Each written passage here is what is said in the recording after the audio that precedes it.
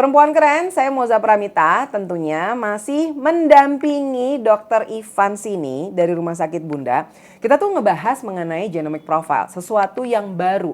Karena biasanya kita tuh taunya tes DNA, lo akan begini. Dia bener anaknya, kan lagi heboh itu ya.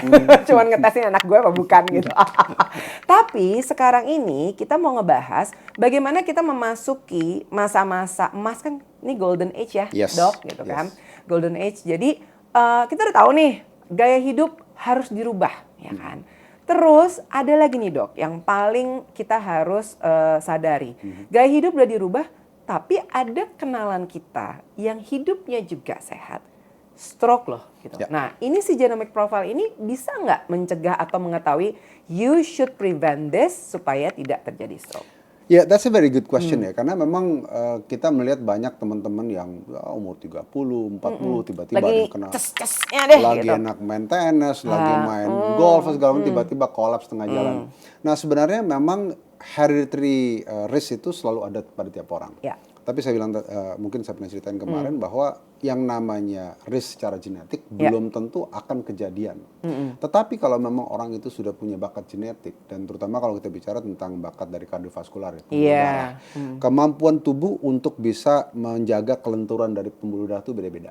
Nah, Dan sejarahnya tentu kalau kita lihat bahwa kita banyak perubahan dari kolesterol plak dan segala macam, itu juga akan diperburuk dengan adanya bakat yang memang mengarah ke arah sana. oke, kita turunin ya sedikit. Di Indonesia sarapan kita tahu sendiri ya. Kagak ada Apa ceritanya. itu? Kagak ada cerita. Tunggu. Ya kan?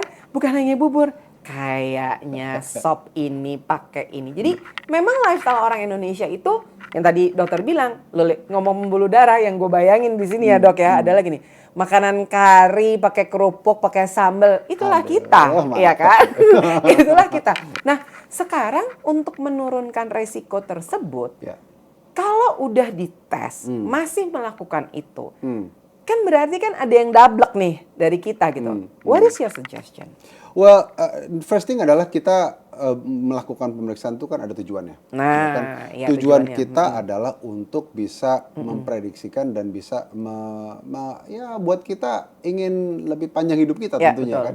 Nah, tentu kalau kita sudah tahu bahwa ada resikonya dan kita masih jalanin yang sesuatu mungkin akan menambah resikonya, Ya. what's the purpose of doing the test in the Ya. first place gitu. Nah, itu dulu ya. Jadi informasinya udah disampaikan, harus ada komitmen. Betul. Waktu kita melakukan tes ini, kita mau jadi lebih baik. Betul. Iya kan, betul. itu ya, Ya, jadi yang harus ya. pertama. Nah, perubahan gaya hidup untuk perempuan keren di atas 40, berat-berat susah, ya kan? Dokter udah Berat-berat susah apa susah surah jadi berat? enggak, begitu pertama awalnya kalau aku berat susah, abis itu ya lu tinggal ngejalanin aja gitu. Nah, saya nih bener-bener berani ngomong sama dokter Ivan karena bener-bener sama dokter itu kelahiran anak kedua lagi keceh-kecehnya gitu kan. Sampai sekarang Premeno masih bersama dengan dokter. Jadi dokter bilang bahwa ini sesuatu yang harus diingetin, Mos. Iya. Waktu 30 foto ngapa-ngapain kece, makan juga oke, anak juga lagi lucu-lucunya. Tapi umur sekarang, Iya. gaya hidup seperti apa yang dokter lihat di Indonesia Iya. yang lo harus rubah nih, udah nggak boleh lagi gini. Menurut saya sih memang saat ini awareness terhadap good quality of life itu sudah Good mulai quality of life. meningkat ya. Terutama kalau kita bicara di kota-kota besar, kita banyak informasi dari internet, kita juga dari referensi luar negeri dan segala macam. Yeah. Tetapi kenyataan in general, tadi udah kita omongin bahwa mau nggak mau konsumsi makanan kita berbeda dengan makanan di luar negeri. Iya. Kita bicara lihat di Vietnam deh. Di Vietnam itu yang namanya semua sayur, sup, air, banget semua lagi. segala macam gitu kan. Jadi konsumsi tetap fiber intake mereka lebih tinggi dibandingkan kita. Tapi kalau kita mau jujur, kita juga punya banyak. Banyak Gado, banget. barangkali ya yang memang segar gitu. Karedok, All those things. asinan. Tapi tinggal kalau kurangin saus. memang kita, menarik juga ya. Ya kan?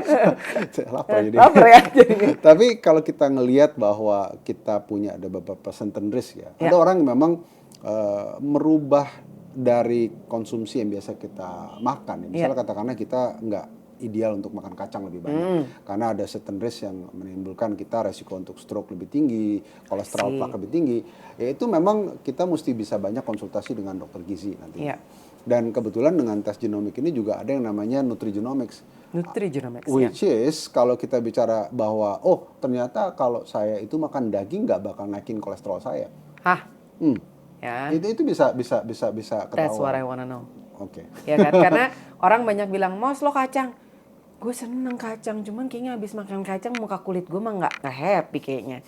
Jerawatnya gede-gede kan, Ya. beda-beda ya dok Ya, ya gitu. betul. Terus ada yang, gue cocok banget nih fiber ini, gue cocoknya kurma. Gitu kan.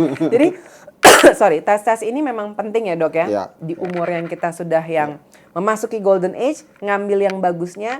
Harusnya kita ngambil yang bermanfaat untuk badan kita. Betul. Ini last but not least.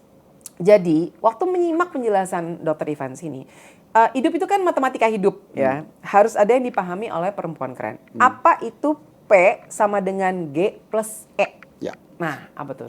Jadi kalau kita bicara tentang apa yang kita dapatkan, seperti kita lihat itu namanya phenotype. Phenotype itu ya kita lihat ini, kita tinggi sekian, kita badan seperti ini, kemudian tampilan kita lah. Tampilannya, itu si P? Ya. Tapi P itu akan terjadi kalau memang dari awalnya kita sudah punya genetik.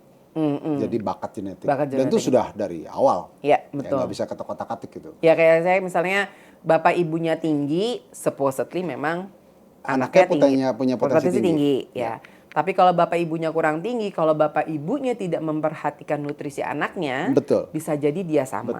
Tapi tuh anak bisa tinggi kalau bapak ibunya memperhatikan. Betul banget. Ya kan? Dan korelasinya sama perempuan keren. Iya. Tentu kalau kita bicara pada saat kita masuk ke usia seperti katakanlah di late 40, di early 50s, kita mesti tahu bahwa memang ada potensi yang bisa kita perbaiki kalau memang katakanlah I-nya kita bisa fokusin. Karena genetik environment.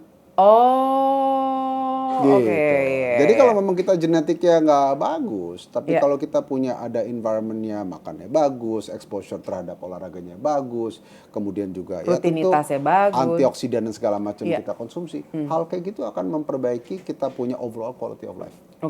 Jadi jangan lupa perempuan keren, ada formula yang sangat mudah, tapi kita harus pelajari benar-benar. Betul. P sama dengan G plus E gitu. Last but not least dok, ini buat build the awareness. Kapan kita harus melakukan si genomic test ini? Nah, nomor satu adalah kita mesti mengerti apa tujuannya kita melakukan genomic testing. Saran dari dokter tujuannya adalah? Tujuan pertama adalah kita ingin mengetahui apakah kita punya potensi untuk kondisi yang tentu harus kita aware di kemudian hari. Dan itu penting. Yang kedua adalah pada saat kita sudah melakukan tes tadi udah kita ngomong. Komitmen penting untuk kita bisa merubah. Dan komitmen ini hanya bisa datang dari kita sendiri. Dan yang kedua, drive dari tentu kalau kita bicara dengan dokter. Dan dokter tentu akan menjelaskan, dok, aku kata tes genomik punya bakat buat hipertensi nih. Kira-kira saya mesti ngapain nih dok? Dokter akan memberikan konsultasi. Jadi ada kesadaran, mungkin kesadaran atau colekan itu untuk sesuatu atau berita yang nggak enak, tapi membuat kita jadi lebih aware. Betul. Betul. Itu bukan membuat kita menjadi takut ya. Tapi justru aware, kita benar-benar bisa, ya namanya kita ingin memperbaiki quality of life, memperpanjang hidup, dan juga kita bisa at least lebih sehat gitu ya. Dan artinya penting untuk kita mengerti sebenarnya kita ini punya bakat apa sih di kemudian hari. I love that. Thank you so much Dr. Ivan, perempuan keren. Ini omongannya pendek tapi deep dan harus di-share. Ini selalu gue tipsnya kayak gini. Share ke keluarga. Karena kalau kita mau bikin perubahan, nggak mungkin sendirian. Orang-orang terdekat kita juga harus bersama dengan kita. Thank you so much dok. Agak ribet nih. Sampai ketemu lagi ya perempuan keren. Jangan lupa like, subscribe, dan juga share informasi ini dengan orang-orang tersayang. Bye.